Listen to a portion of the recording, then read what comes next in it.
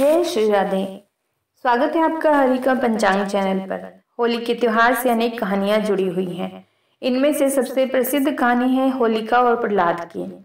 विष्णु पुराण की कथा के अनुसार प्रहलाद के पिता दैत्यराज हिरण्यकश्यप ने तपस्या कर देवताओं से यह वरदान प्राप्त कर लिया कि वह न तो पृथ्वी पर मरेगा, न ही आकाश में, न दिन में मरेगा न रात में, न घर में मरेगा न बाहर, न अस्त्र से न ही शस्त्र से, न मानव से मरेगा न पशु से।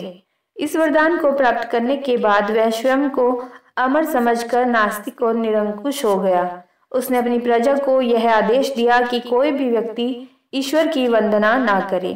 अहंकार में आकर उसने जनता पर जुल्म करने आरंभ कर दिए, यहाँ तक कि उसने लोगों को परमात्मा की जगह अपना नाम जपने का कह डाला।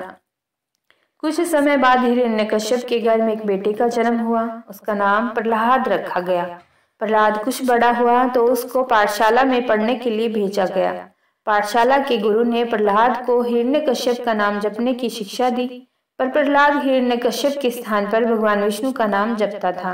वह भगवान विष्णु को हिरण्यकश्यप से बड़ा समझता था। गुरु ने प्रहलाद की हिरण्यकश्यप से शिकायत कर दी।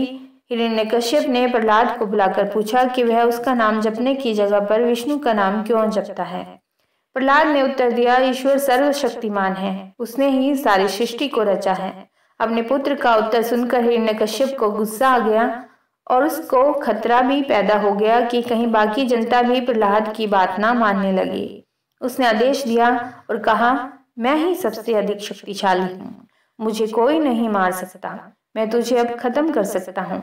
उसकी आवाज सुनकर प्रहलाद की माता भी वहां आ गई। उसने हिरण्यकश्यप को विनती करते हुए कहा, आप इसको मत मारो, मैं इसे समझाने का प्रयत्न करती हूँ।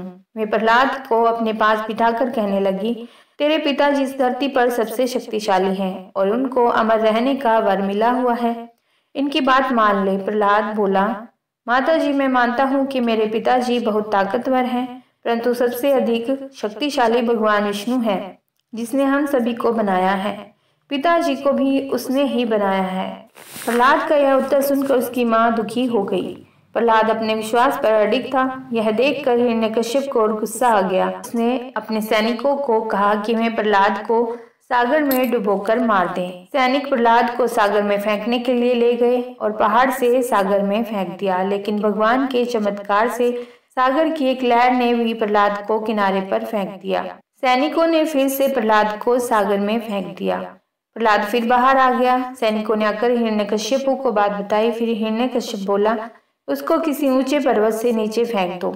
इसके पश्चात दो सैनिकों ने प्रहलाद को जैसे ही पर्वत से फेंका, प्रहलाद एक घने वृक्ष पर गिरा, जिस कारण उसको कोई चोट नहीं लगी। हिरण्यकश्यप ने प्रहलाद को एक पागल हाथी के आगे फेंक दिया, जो हाथी उसको अपने पैरों के नीचे कुचल दे, परंतु हाथी ने प्रहलाद को कुछ नहीं कहा। ऐसा लगता था जैसे सारी ही प्रकृति प्रहलाद की सहायता कर रही हो। हिरण्यकश्यप की बहन थी जिसका नाम होलिका था। होलिका अपने भाई हिरण्यकश्यप के कष्टों को दूर करना चाहती थी। होलिका को वरदान था कि उसको आग जला नहीं सकती। उसने अपने भाई को कहा कि वो प्रहलाद को अपनी गोद में लेकर बैठ जाएगी। वरदान के कारण वो खुद आग में जलने से बच जाएगी, परंतु प्रहलाद जल जाएगा।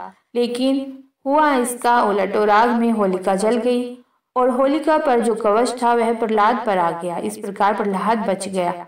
होलिका ने जब वरदान में मिली शक्ति का दुरुपयोग किया तो वो वरदान उसके लिए श्राप बन गया। रंगों वाली होली यानी कि धुलंडी के एक दिन पूर्व होली दहन होती है।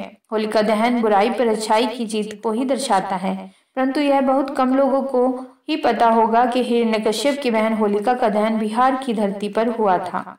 जनश्रुति के अनुसार तभी से हर साल होलिका दहन की परंपरा की शुरुआत हुई। मान्यता है कि बिहार के पूर्णिया जिले के पनमनखी प्रखंड के सिकलीगढ़ में ही वह जगह है जहां होलिका भगवान विष्णु के परम भक्त प्रहलाद को अपनी गोद में लेकर दहकती आग के बीच बैठी थी। इसी बीच भगवान नरसिंह का अवतार हुआ था, जिन्होंने हिरण्यकश्यप का वध किया था। पुरानी कथाओं के अनुसार सिकलीगढ़ में हिरण्यकश्यप का किला था। यहीं भक्त प्रहलाद की रक्षा के लिए खंबे से भगवान नरसिंह ने अवतार लिया था। भगवान नरसिंह के अवतार से जुड़ा खंबा यानी कि माणिक के स्तंभ आज भी यहाँ पर है। कहा जाता है कि इसे कई बार तोड़ने का प्रयास किया गया, यह स्तंभ झुक तो गया परंतु टूटा नहीं। होलिका दहन की एक अन्य कथा भी है, वह इस प्रकार से है। वैदिक काल में इस होली के त्योहार को नवानिष्टि यज्ञ कहा जाता था। पुराणों के अनुसार ऐसी भी मान्यता है, जब भगवान शंकर ने अपनी क्रोध अग्नि से कामदेव को भस्म कर दिया था, तभी से होली का प्रचलन हुआ। होलिका दहन की रात्रि को तंत्र साधना की दृष्टि से हमारे शास्त्रों में महत्वपूर्ण माना गया है। यह रात्रि तंत्र साधना और लक्ष्मी प्राप्ति के साथ खुद पर किए गए तंत्र मंत्र के प्रतिरक्षण हेतु सबसे उपयुक्त मानी गई है। तंत्र शास्त्र के अनुसार होली के दिन कुछ खास उपाय करने से मनचाहा काम हो जाता है। तंत्र क्रियाओं की प्रमुख 4 रात्रियों में से एक रात यह भी है। मान्यता है कि होलिका दहन के समय उसकी उठती हुई लौ से कई संकेत मिलते हैं। होलिका की अग्नि की लौ का पूर्व दिशा की ओर उठना कल्याणकारी होता है, दक्षिण की ओर पशु पीड़ा, पश्चिम की ओर सामान्य और उत्तर की ओर लोभ उठने से बारिश होने की संभावना रहती है। शास्त्रों में उल्लेख है कि फाल्गुन शुक्ल पक्ष की पूर्णिमा को प्रदोष काल में दहन किया जाता है। होलिका दहन में आहुतियां देना बहुत ही जरूरी माना गया है। होलिका में कच्चे आम, नारियल, भुट्टे या सप्तधान, चीनी के